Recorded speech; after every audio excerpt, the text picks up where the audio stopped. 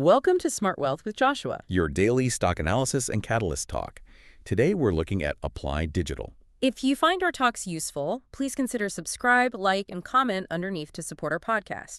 And if there's any stock you want us to look into, leave it in the comment section below. So let's get into the analysis. The core story here is it's really this massive successful pivot. Right, from crypto hosting. Exactly. Yeah. Straight into high-performance computing HPC and all the AI data center infrastructure that comes with it. And that pivot is showing up in the numbers, right? I mean, this isn't just a strategic talking point on a slide deck. Oh, absolutely not. The quarterly revenue growth has been accelerating dramatically. Okay. The latest reported quarterly revenue, it soared 84% year over year. That's up to $64.2 million, which beat expectations. 84% is huge. It is.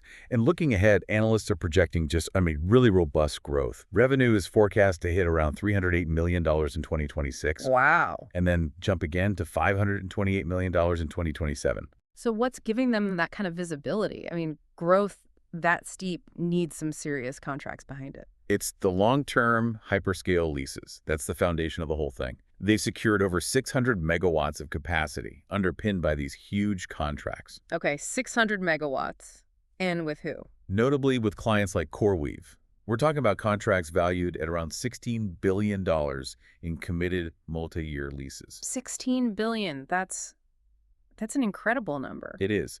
This capacity is essentially pre-leased, which provides a really strong revenue floor for years to come. So in a crowded data center market, what differentiates Applied Digital enough to secure those kinds of massive contracts? Their competitive advantage, I think, lies in building purpose-built data centers. They're built from the ground up, specifically for AI workloads. Okay, so not retrofitting old facilities. Not at all. This includes high-density compute capabilities and, crucially, advanced liquid cooling. It lets them bypass the costly retrofits that all the legacy providers have to deal with. So they're selling capacity that is just better suited to handle the huge power needs of chips like NVIDIA's. Precisely. They built the garage for the Formula One car instead of trying to stuff it into a family sedan. That's a great way to put it. Plus, they've been really strategic about location. Setting up campuses in places like the Dakotas gives them access to low-cost, sustainable power. And that appeals to the hyperscale clients who care about efficiency and ESG metrics. You got it. It means their operating costs are among the lowest in the entire industry. Okay, so aggressive expansion always means high capital needs. How are they funding this 600 megawatt build out, and what are the financial risks? And this is the other side of the coin, Yeah. the counterpoint to that amazing growth story. It's high leverage and some pretty aggressive financing. So cash flow is an issue. Well, free cash flow is still negative because every single dollar is going right back into capital expenditures, CapEx, to build the next data center. They're not profitable yet. Not yet, no. They reported a net loss of $233.68 million in 2025 because of all these massive upfront costs. And they just made a big financing move recently, correct? Huge one, yes. In November, their subsidiary completed a private offering of $2.35 billion in senior secured notes. They're due in 2030. 2.35 billion? Yeah. And that move is absolutely crucial for construction at their campuses, like Ellendale. But there's no way around it. It significantly increases their debt load. What about the potential impact on shareholders? Is there a risk there? Yes. There are dilution concerns. These stem from filings for warrant shares.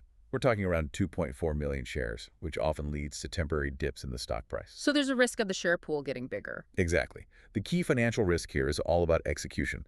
They need flawless, timely completion of these facilities, like the 100-megawatt building that recently came online at Polaris Forge 1. And they need continuous absorption of that capacity. That's the only way they achieve that projected profitability turnaround, which is slated to start around mid-2026. Any slip-up gets very expensive very fast.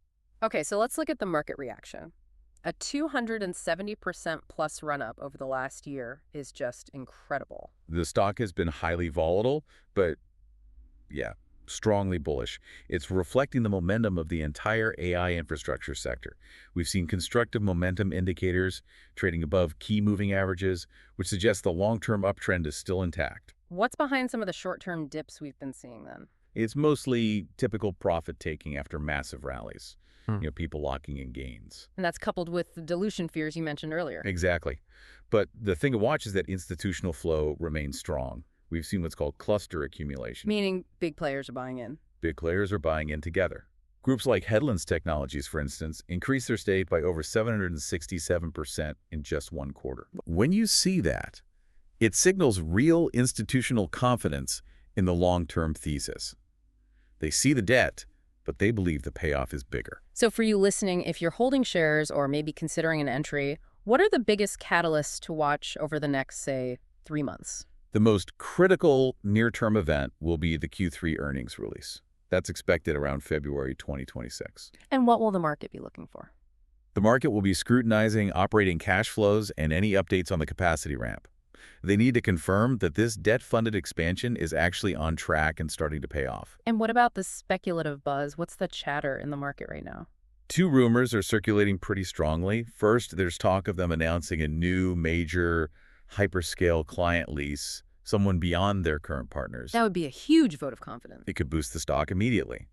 Second, there's speculation about potential strategic M&A interest. So Applied Digital could become an acquisition target. It's possible. A larger player might want to buy that high-capacity AI infrastructure instead of spending years building it themselves.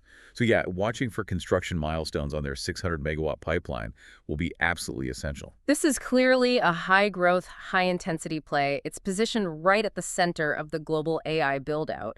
But those expansion costs and that debt level require really close attention to their execution. Absolutely. The aggressive capacity ramp and the massive contracted revenue, they create a clear path for upside, but success is contingent on flawless project delivery. So everyone should keep a close eye on that upcoming earnings report for validation of the whole strategy. That's the one. That's a wrap for today's analysis of Applied Digital. If you want more insights like this, make sure you subscribe to Smart Wealth with Joshua for our daily talks. We'll see you tomorrow.